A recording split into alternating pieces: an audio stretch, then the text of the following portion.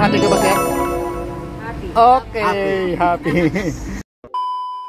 Unang tanongin lang natin si Madam kung sa heart relation natin.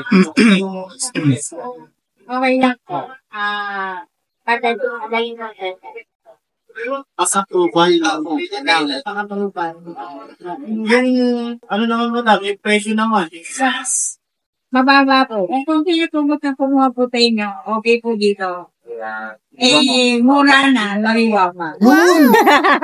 So, madam, matanong lang natin, magkano ba, pwede mo madam sabihin, magkano ba yung madam yung dinown dito sa natin, ano? Magkano lang yung pinaka-down payment po yung binayaran? Ano, 100 120k lang. Grabe oh, 120 lang oh. May libina ka na oh.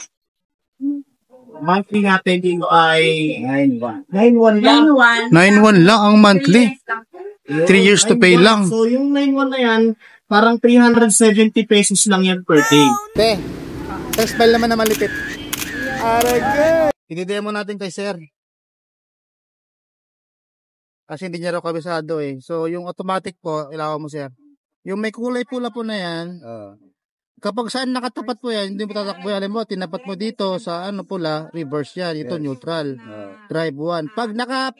Pag paahon, 1, 2 ka lang. Ginagamit lang po itong drive, yung letter D, kapag pantay lang. Pero pag yung packet, kalay sa car mo, na packet ka doon, dapat 1 and 2 ka lang. Wala na, sold na.